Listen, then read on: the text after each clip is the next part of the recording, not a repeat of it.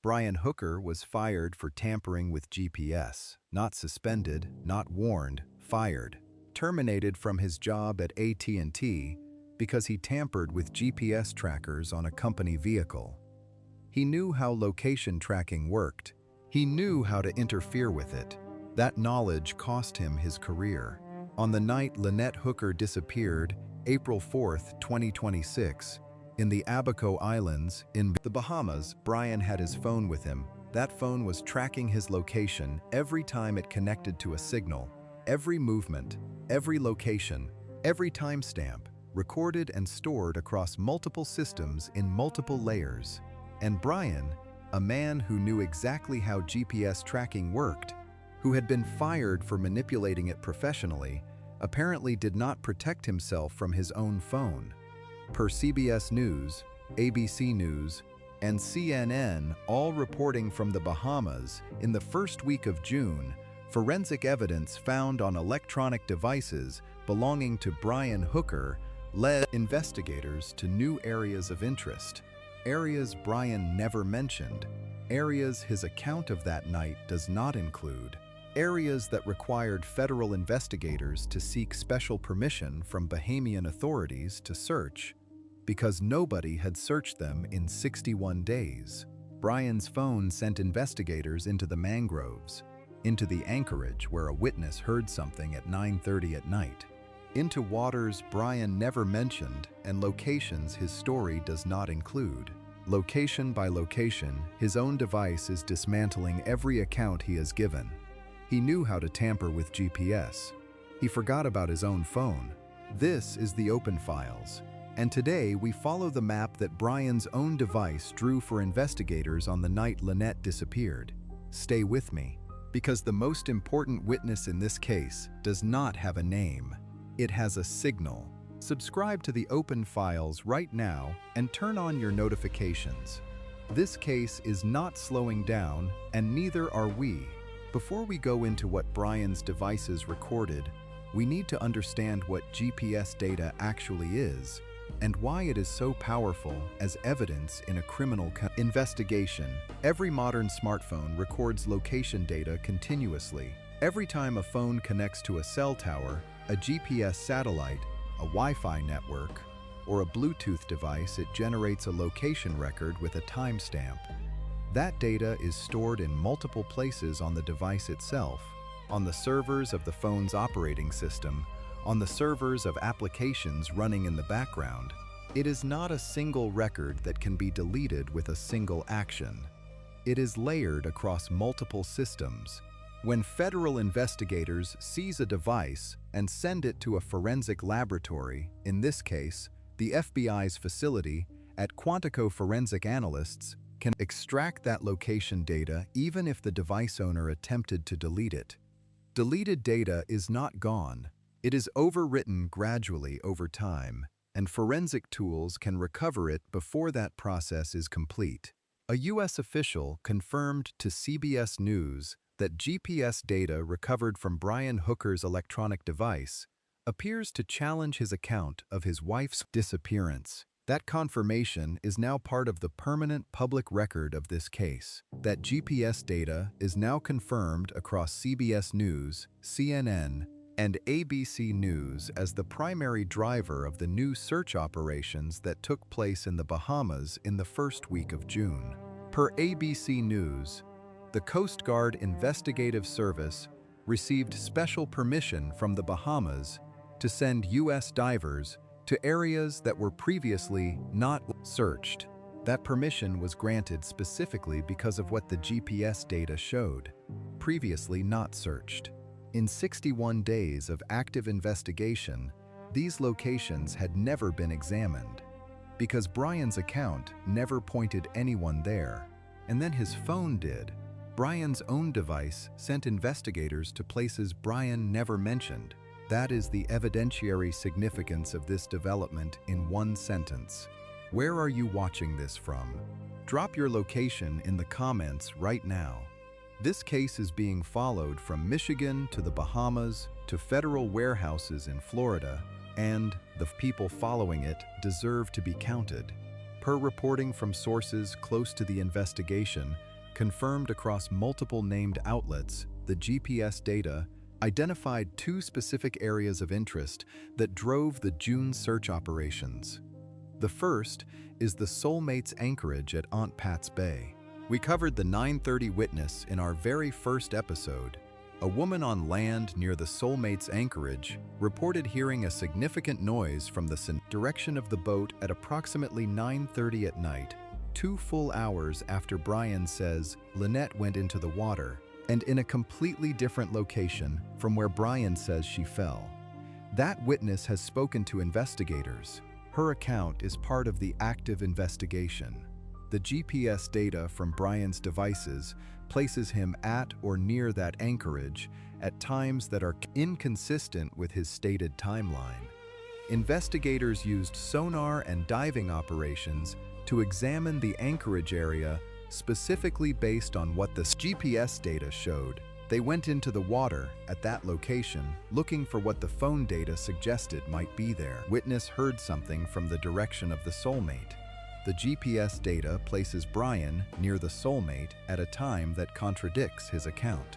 Two completely independent sources pointing at the same location from two completely different directions. The second location is the mangroves near Brian Hooker's residence on Elbow Cay. This detail has not received the attention it deserves.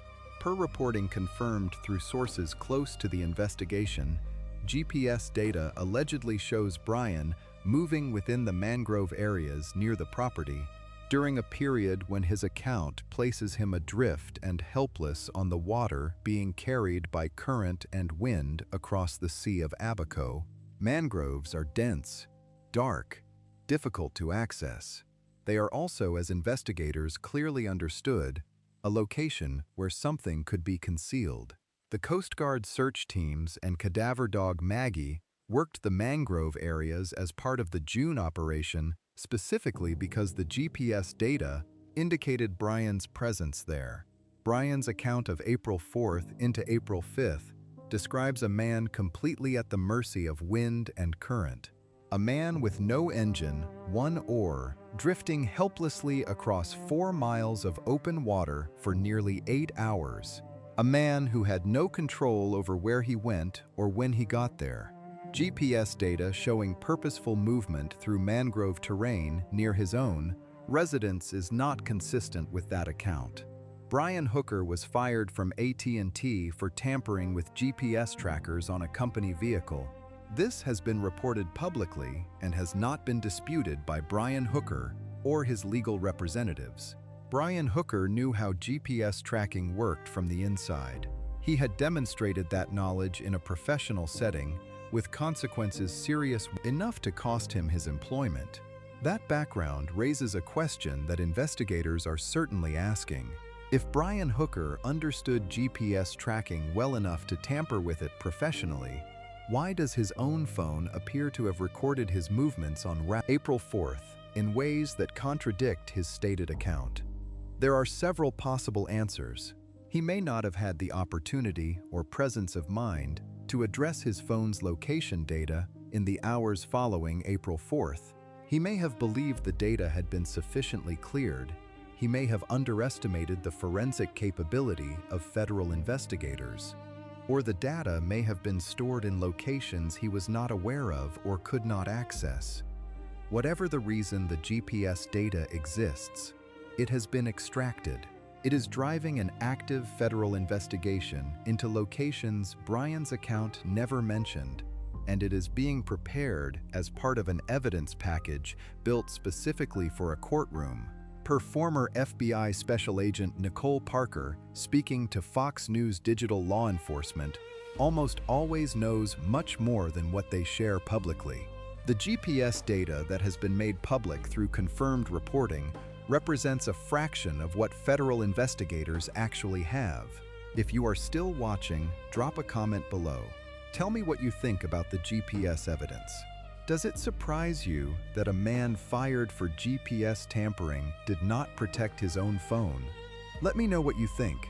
One of the most revealing aspects of how this investigation has been conducted is the sequencing of the evidence collection. Understanding that sequencing tells you something important about where investigators believe this case is going. The digital evidence came first.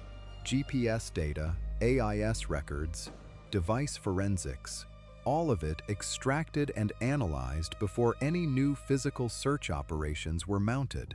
Investigators built the digital picture of April 4th before they went back into the water.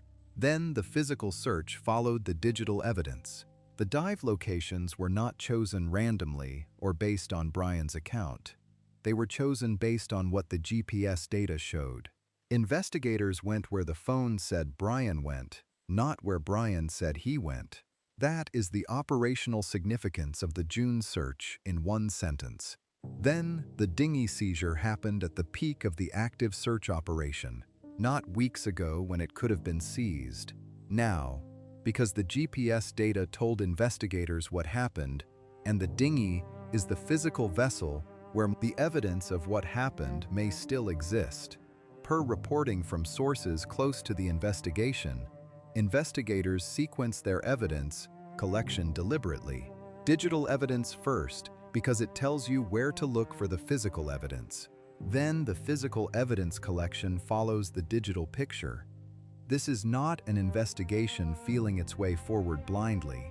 This is an investigation that built its digital foundation over 61 days and is now using that foundation to collect the physical evidence that will go into a courtroom.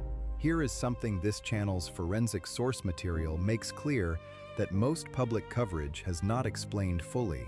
When investigators compare a personal device's GPS track against a vessel's independent navigation record for the same time period they are comparing, two electronic records generated independently with no reason to align unless the person and the vessel were in the same place at the same time. If the Soulmate's navigation record places the vessel somewhere on the evening of April 4th that Brian Hooker's account does not describe, or if it places the vessel at a location that the personal device record contradicts, that comparison becomes one of the most specific forensic documents in the entire investigation. It is not an account. It is not a witness statement. It is a collision between two machines' records of the same time period. The GPS data came first. The divers followed the GPS data. The dinghy seizure followed the divers. And everything that comes next will follow from what the forensic examination of that dinghy and the Soulmate produces. Share this video with someone who has been following this case, because what we are covering today, the GPS sequencing, the navigation record comparison, the convergence of independent evidence is the layer beneath the headlines that most people following this case do not yet fully understand. They deserve to. Here is the forensic principle that determines everything about where this investigation goes from here, and it is worth slowing down on, because understanding it means you will understand immediately what the next confirmed development means when it arrives. In criminal investigations, a single piece of evidence can be explained away. A GPS discrepancy can be attributed to a device malfunction. A navigation log anomaly can be attributed to weather conditions. A witness account can be attributed to misidentification or misremembering. But as the number of independent pieces of evidence increases, each generated by a different instrument with no reason to align the ability to explain them away collectively approaches zero. The GPS discrepancy cannot be explained by the same malfunction that might explain the navigation log. The forensic findings on the Soulmate cannot be explained by the same coincidence that might explain the DNA results. The thermal camera data cannot be explained by the same accident that might explain the differential cleaning pattern on the vessel surfaces. The convergence of independent evidence pointing in the same direction is what produces the federal charge threshold. Not one piece. The convergence of pieces, each generated independently, each consistent with the same conclusion. Per former FBI Special Agent Nicole Parker, speaking to Fox News Digital, the word she uses when discussing this investigation is not investigation. It is prosecution. The Bahamas and the United States have an excellent relationship in jointly working these kinds of investigations. Their cooperation is crucial for a successful prosecution. The case is officially designated as a murder inquiry. That designation is not a charge against Brian Hooker. It is an investigative classification that determines what agencies are involved, what resources are deployed, and what evidentiary standard every piece of evidence is being built toward. When the CGIS designates a case as a possible murder investigation, it is stating that the evidence assembled is consistent with homicide and that the investigation is proceeding accordingly. That classification authorizes the full toolkit of a federal criminal investigation: the seizure of vessels, the subpoena of electronic records, the deployment of FBI laboratory resources, the forensic examination of all physical evidence in a chain of custody that would be admissible in federal court. Every piece of evidence seized: the soulmate, the dinghy, the GPS data, the DNA samples from Carly, Darlene, and Dan is being handled with chain of custody protocols designed specifically for a murder prosecution. Not a missing persons case, a murder prosecution. Brian Hooker has given multiple accounts of April 4th to multiple people. He has told one version to Blaine Stevenson on the recorded call. He has told investigators another. He has told Lynette's family pieces of it. Each version has contradicted the others in directions that are physically incompatible with each other. But Brian's phone has given one account, a single, consistent record, a time-stamped map of where Brian Hooker actually was on the night Lynette Hooker disappeared. That account does not change depending on who is asking. It does not shift directions. It does not adjust the timeline. It recorded what happened, and it stored that record in layers that federal forensic analysts have now extracted and are using to build a prosecution. Per CNN, Carly Ellsworth told Dateline's Andrea Canning that she flew to the Bahamas and stood on the deck of the Soulmate before it entered federal custody. She sat on the deck and started talking to her mother like she was right there. A lot of sadness, she said. She was asking the space what it knew without the instruments to hear the answer. The federal forensic team now has those instruments: the GPS data, the navigation records, the Soulmate surfaces, the dinghy, the thermal camera cloud data, the DNA, all of it being read by people whose entire job is to find what happened on that boat and in those waters on the night of April 4th, 2026. Brian's phone has been talking since the day investigators seized it, and it has not finished. Carly is still waiting. Darlene is still waiting. Dan is still waiting. The file is not closed, and neither are we. If you have any information about the disappearance of Lynette Hooker, contact the U.S. Coast Guard Investigative Service through the CGIS Tips app, completely anonymous. The GoFundMe supporting Carly and Darlene is searchable as Lynette Hooker Missing in Bahamas. If this episode gave you a clearer picture of what the GPS evidence actually means and why it matters, share it. Someone in your life who has been following this case deserves to understand it at this level. The link is there. Send it to them. Subscribe to the open files. Turn on your notifications. When the next confirmed development enters the public record, we will be here with every source named, every claim attributed, and every detail verified. We are not going anywhere. Darlene, Carly, Dan, the file is open, and we are staying with it.